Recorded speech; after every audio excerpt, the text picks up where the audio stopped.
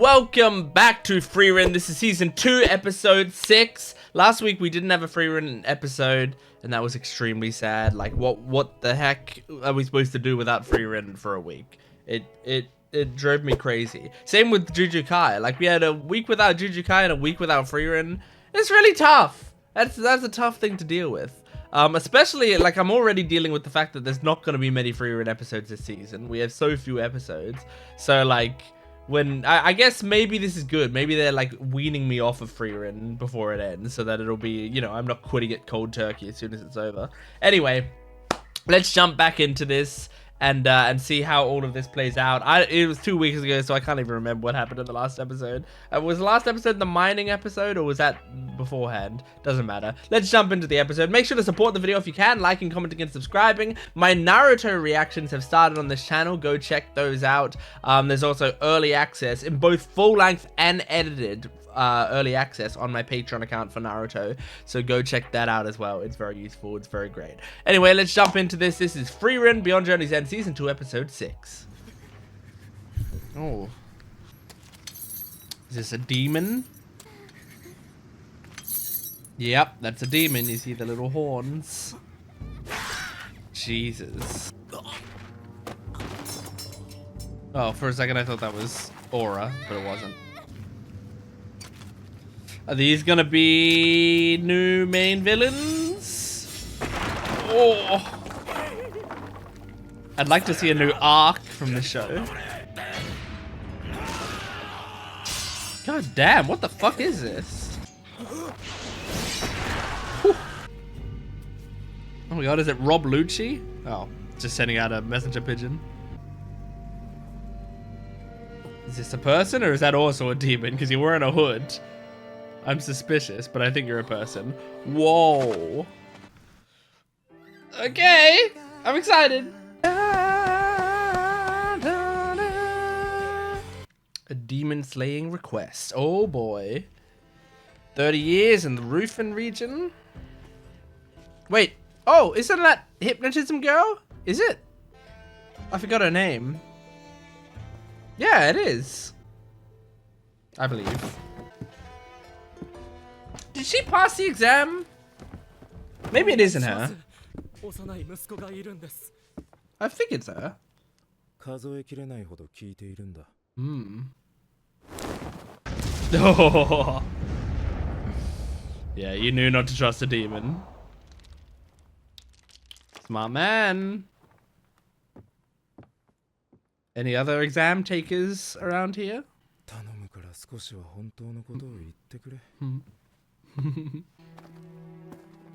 God damn.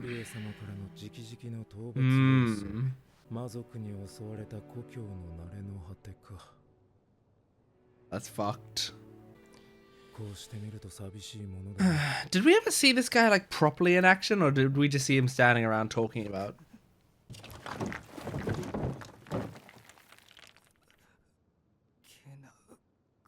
That's what his name was, Genau.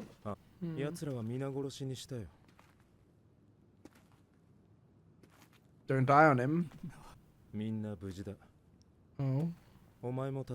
Is this, he's lying to him in his final moments? Maybe? This is Hypnotism Girl, right?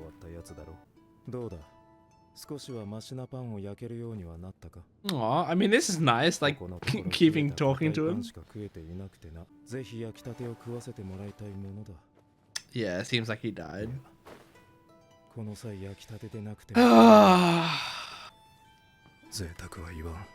Oh. Wow. What a crazy scene. Is that like a plague? Or at least some of them? One of them? Or maybe just the effects of the demon attack? Because someone had like a black mark on their foot, which is normally like plague stuff, isn't it? Methode, that's what it is. Yeah, he knew he was gonna die before he got there. Oh. This is fucked. Damn.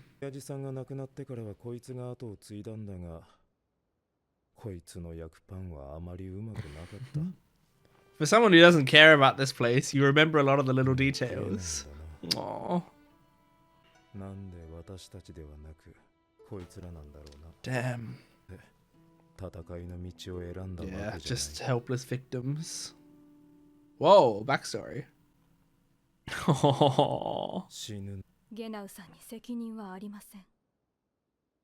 Yeah. This is crazy. Getting no Frieren at the start here. Just some of the less explored characters we've seen. Oh! Is that... Oh.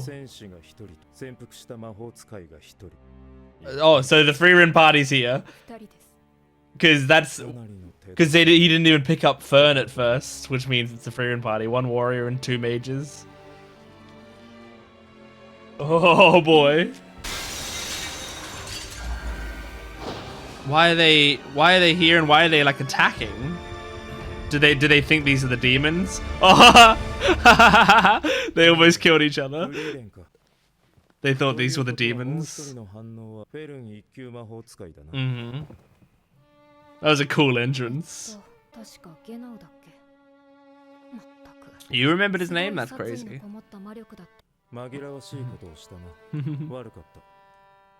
So he's really pissed off right now. So his magic felt like demon magic. That's so cute. Just her poking her head out of the window is cute.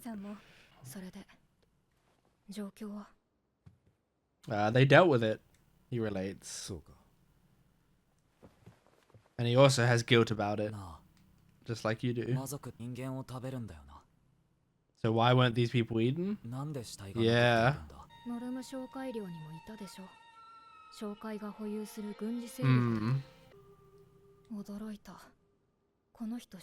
Really? Damn. Yes, it is, my dude. Right. Instantly? Damn. Good news, there's still something out here that's gonna kill people. I loved the music there. It's so good. Alright, now at least we got... Whether it's an arc or just like one episode, it's more than normal. Oh yeah?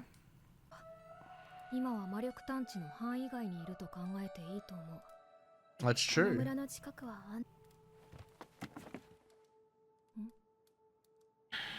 What's wrong, Fern?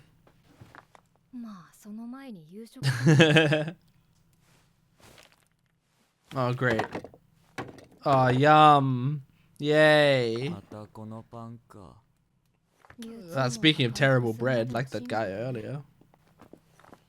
Maybe give it to Genau, he might have some nostalgia for the bad bread. There you go.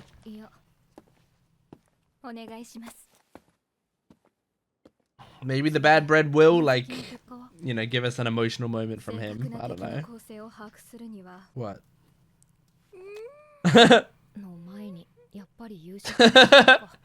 Just enamored with her. We got dinner that you're gonna love. That's just the sound of crunching on it. It's such a awful sound.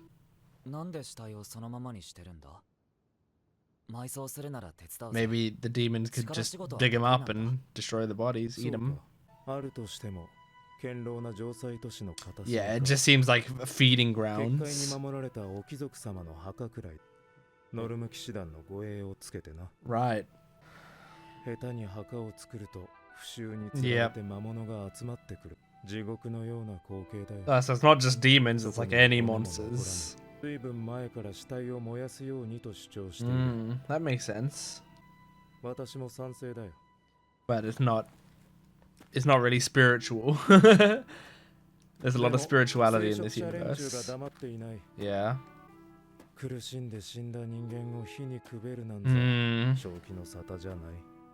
I get it.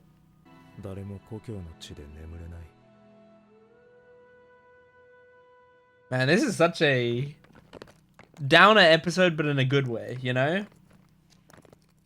It's so somber.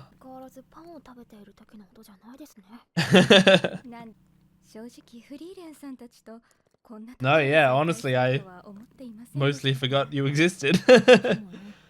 You're in the bottom third of the characters I remembered.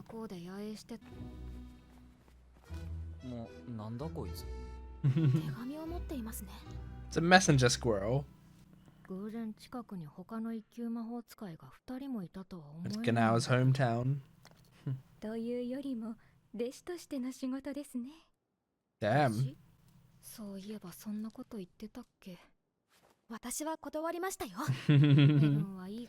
I like how proud she is. No, I'm sure she likes her. Oh, and you're also like a fanatic. Yeah, you like cute things. That's right. She passed because she walked in and said, "I thought you looked cute," didn't she? That's right. I remember that. She wasn't intimidated by Zerie at all. Damn. Depressing guy to be around. She's so smiley in this season. So cute. Okay. What is it then? Maybe they fought with 4 swords. Maybe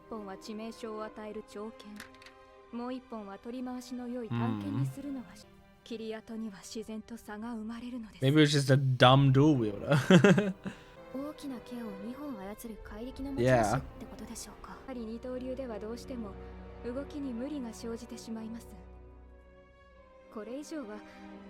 Four sword style.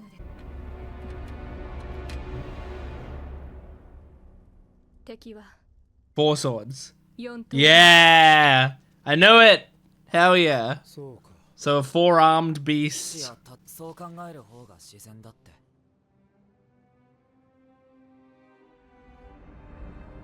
Damn. And you immediately thought of a demon? You know who this could be? Is it a Sage of Destruction?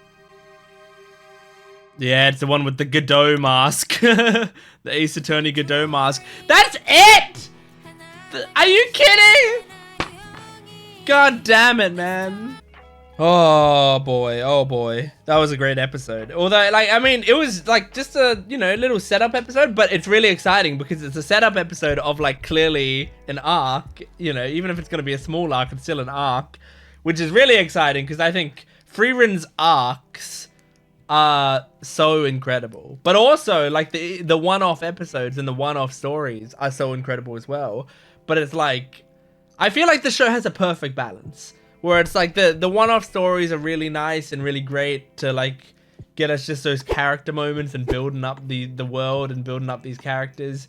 And then the arcs are like the things we get every once in a while that are really satisfying, and I love it. So I love the way this show balances it, because like the original demon arc that when we come across those demons and fight demons properly for the first time with aura and stuff, like that arc is incredible. The mage exam arc is incredible. So I'm looking forward to this, even if it's just gonna be a small thing. But like they built up that final shot. It seems like it might be a Sage of Destruction. But I don't know. But like that felt like, you know, it had a very unique demon design, and Genau knew this demon seemingly as well. So so that's exciting, man. That's really exciting. Yeah, this is a really great episode. I loved many things that happened in this episode. I like getting Genau and Methode because like these two characters are characters that like if you ask me to name characters from the Mage Exam arc, these are like two of the main ones I would have forgotten, I think. I think like I may have forgotten like 3 or 4 characters or maybe even just 3 characters I feel like I would have forgotten. And I don't know what the third one would have been because I would have forgotten them. But I think both of these characters would have been them, you know? Like in terms of the proctors of the exams, I remember Hair Girl. It's funny, I don't fully remember their names off the top of my head, but like I know she had a unique, interesting name. But I remember Hair Girl, and I remember the first class mage guy that that picked a fight with Frieren. You know, and like I remember some of these characters. But like Genau, I remember because he proctored the first exam, right? He was the barrier exam, I'm pretty sure. And because I remember the scenes of him and Zedier having tea and talking, right?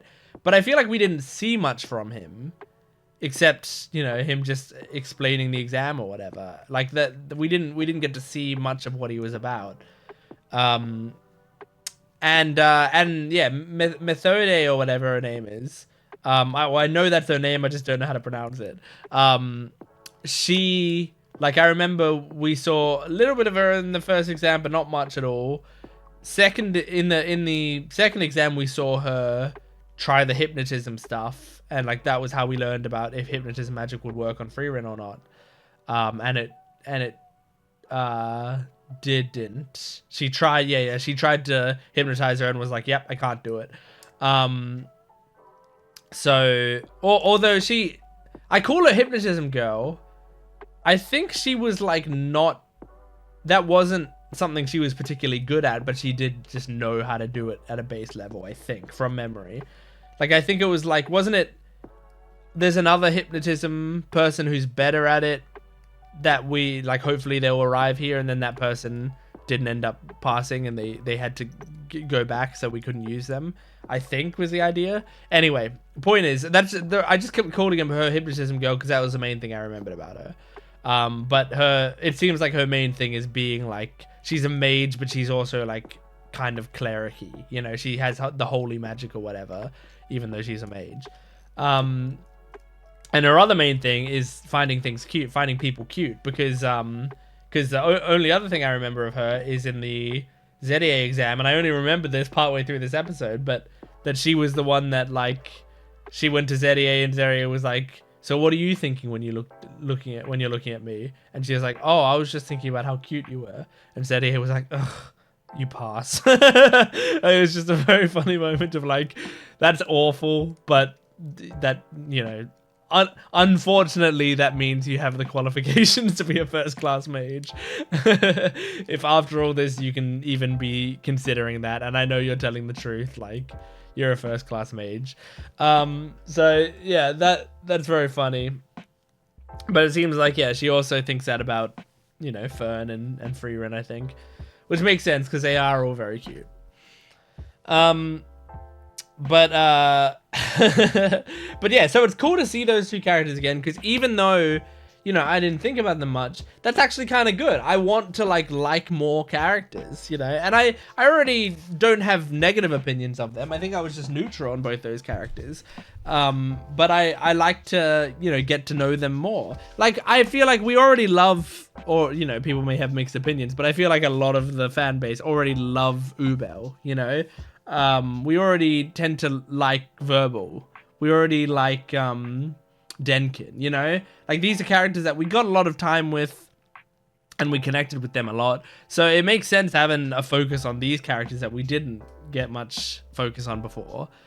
And I'm excited to see more of them. I really liked the scene where Frieren breaks through the church, and like, you know, there's that moment of like, you know, we've just been following Genau and Methode the whole time, and then it's like we see his bird, and we see the bird get captured by Frieren's bird spell. So like, when I saw that, I was like, oh shit, Frieren's here. But then he was like, one of my eyes were just taken out or whatever, and I was like, hang on, maybe it's not Frieren, because like, would Frieren have just like captured a bird like that for no, like, of another mage for no reason, you know? Like, that feels like asking for trouble. Why would she do that? But then he said there's a warrior and one mage. No, wait, two mages? And I was like, oh shit, that's definitely them. Like, that's, you know, there's no doubt, you know, the warrior's Stark, the one mage is Frieren, the second mage that he wasn't sure about was Fern. Really cool. I love the way that that they emphasize Fern's like lack of presence. You know, it's really difficult to pick up Fern by her manner.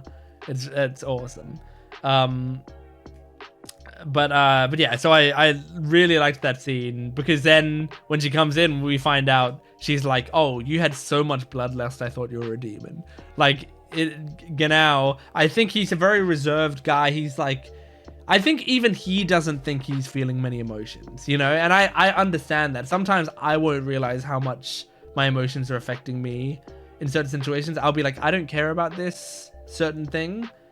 And then like something later will make me realize, oh shit, I actually did care a lot about that, but I didn't feel it. You know, it's a really weird thing, but I think like subconsciously you do feel it. And I think that was the situation with him where he was like walking through and he was like, I don't have that much affection for my hometown. Like, yes, it's my hometown. Yes, it's kind of annoying that demons did this and it's a tragedy, but I don't care that much about it. But like, as you know, as this was going on, Frieren then says, you had so much bloodlust in your magic that I think it was like inside he was bubbling with rage. He was like, fuck these demons, you know, like, I can't believe they did this. And that was just building up so much that he had just pure rage within him. It's really interesting. So well done. I love the way this show is written. Like, everything is so great. And the way it's directed, this is such a small thing, but there's a scene in this episode where he was talking about how the guy, you know, the guy had a stomach wound or whatever. He was definitely going to die, but he still, like Genau said, he still clutched to me anyway. He still clung to me. And then it showed just a scene of like him looking down at the guy, and then it focused on the guy's hand as he like gripped his fabric. And there's like a very visceral sound of him like holding the fabric. Like, it's a really, really small scene, right? But there's something about that to me, that scene is so artistic and inspired. Like, you don't need to cut back to that. He could have just said, like, he you know, he could have just said what he said. He gripped to me anyway. He still clung to me. But something about cutting to the scene, and we get to like feel how viscerally he was holding on to him. You know, we get to hear it with the crunchy sound. And we don't see his face, we just see his hand. Like, that, it is so well done. And it's the sort of thing that I feel like 90% of people aren't going to think much of that scene, but they might still feel that scene. You know what I mean? That's what's important about scenes like that, is like, you might never think about it again. You might never consider that scene happening. If you saw screenshots of that scene, you might not even realize it's from Frieren. I probably would because of the art style. But you know, like, you wouldn't have known like at what point in the show that comes up, you know. But like, the inclusion of that scene, I think, does add a lot to the feeling that they're going for. Artists are amazing, man. I love it. It's just so incredible. I love when you have really good directing, you can feel it. You can really, really feel it within the thing. So it's amazing. Anyway, that's Frieren, season 2, episode 6. Thanks for joining me. Make sure to support the video if you can, liking, commenting, and subscribing. And go to my Patreon account for full-length early access and exclusive videos. I'll see you next time. Goodbye.